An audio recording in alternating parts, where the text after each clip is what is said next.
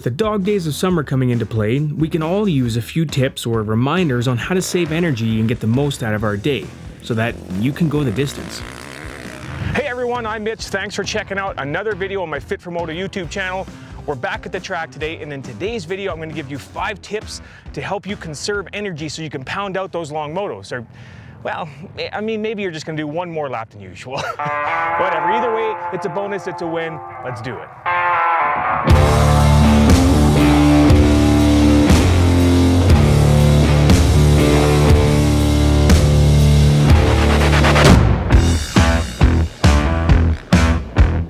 So tip number 1 is going to be to have the bike push you and not pull you. Now this isn't going to be for every single spot on the track. There's going to be lots of spots where the bike is going to have to pull you up hills or in a roller section or some area where you've got your weight way back on the bike, right? So this isn't going to apply to every part of the track. However, there are lots of sections on the track where you can have the bike push you along. So how do you do that? Because you can't really sit on the front fender, right? What I mean is get your feet up more forward on the foot pegs. So the bike is going to push you along rather than pull you. So a lot of times when you see me standing on the track, you'll see me with my feet pointed down over the pegs and I'm leaning over the bike. So the bike is pushing me forward versus hanging off the back of the bike and constantly having to hang on for dear life. You're using more power in your knees to hold on, right? But if the bike's pushing you along, again, on certain sections of the track, that's going to be more beneficial. So tip number 1, have the bike push you along, not pull you all the time. Look for those areas on the track when you can get onto the front of those foot pegs and have it push you along instead of you doing all the work just to hang on.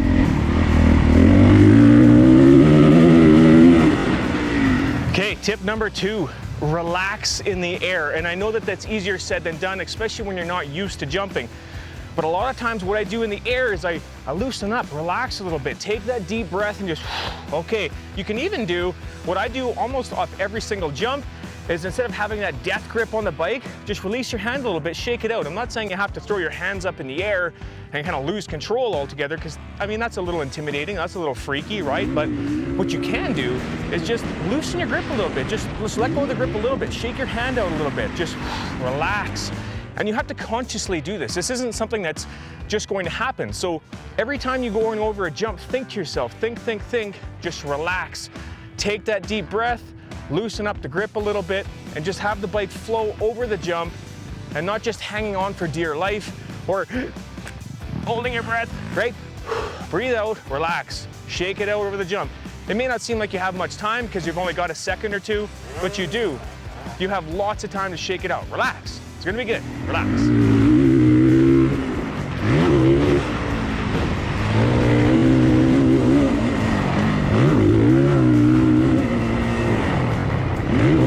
All right, tip number 3, slow down just 5 or 10%. Now I know what you're thinking, dude, I already go slow enough, and I think the same thing all the time. I don't want to slow down more.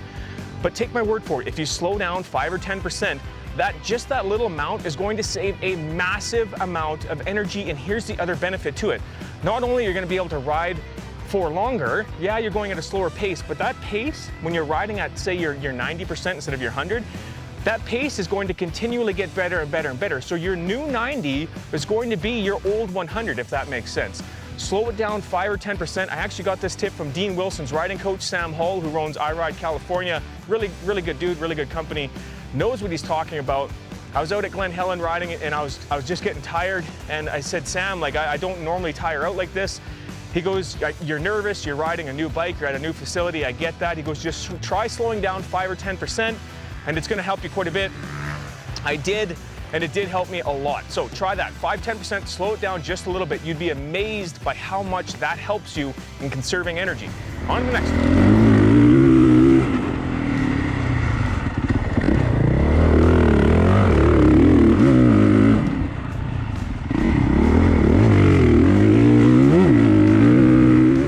Tip number 4 is use your legs more. And I'm sure you've heard of this before, but here's the kicker.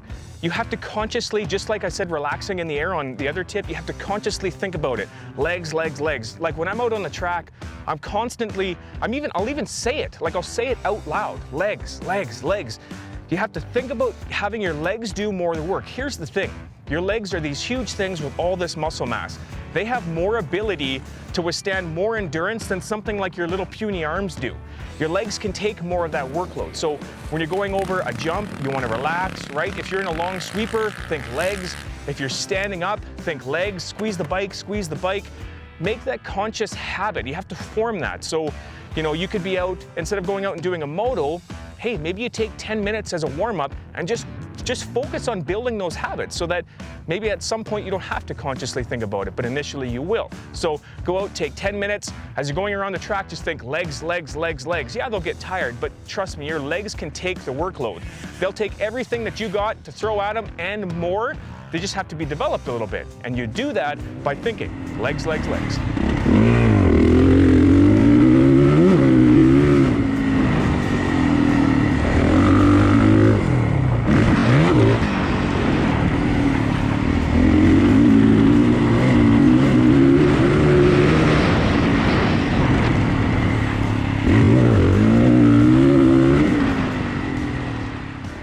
Tip 5 is just to take a long, deep breath, not just in the air like I mentioned before, but on some of those long sweeping corners, or maybe even not a long sweeping corner, just a corner. Just when you're gonna sit down into the cockpit of the bike, when you're actually gonna have a seat and get into your cockpit, your rider position, whatever you wanna call it, right? When you sit down into that position to do your corner, just take a deep breath. Just like I mentioned with your legs and shaking your hands out in the air, you will have to consciously think to yourself, just breathe, breathe. Now it's easier on those long sweeping corners because you can't just be on the gas the whole time on one of those long sweeping corners unless you're amazing on these things, which I'm not. So I have to slow down a little bit and just start to coast over some of those longer, slipperier corners. Do you know what I mean?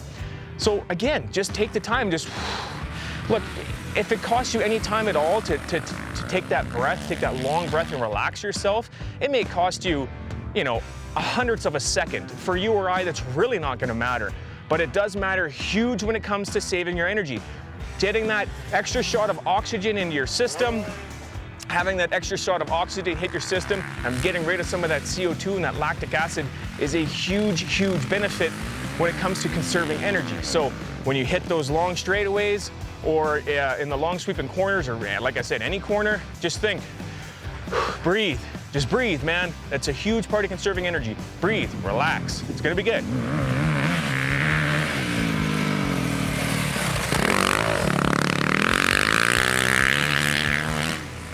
So there you have it. There is 5 tips for conserving energy. Now, like I said, these aren't just gonna come completely natural. Don't think that people just naturally do all these things and for some reason you never did. You have to consciously build these skill sets. So when you go out riding, constantly be thinking, you know, relax in the air, breathe, work your legs, all that stuff, everything that I mentioned, work on those. So a good way to implement that into your program when you're riding, for me personally, I'll go out, I'll do like say a 15 to 20 minute warm up on the bike. I'll go check the track out, see what's changed, right? That kind of thing. And then what I'll do is I'll go and I'll do like a 15-minute just pure skill session. So I'll go out and I'll work on loosening my grip in the air, and I'll breathe in the corners, and I'll stand up for an entire lap on the track and just think legs, legs, legs, legs, trying to drill those things into my mind. So when I'm out doing my motos, they start to come a little more naturally. Now, I've been doing it for years, and I still have to go out and practice these things. So it's not gonna happen overnight, and if it doesn't, don't be discouraged by that. Just keep working on it. Those are my 5 tips. I hope you liked the video. I hope it helped in some way. Smash that subscribe button for me. Hope to see you out at the track. If I do, give me a wave, give me a high five, come say hi. I love to chat with people who watch my content. I really appreciate you watching. Stay safe, ride safe. I'm going out to do some more.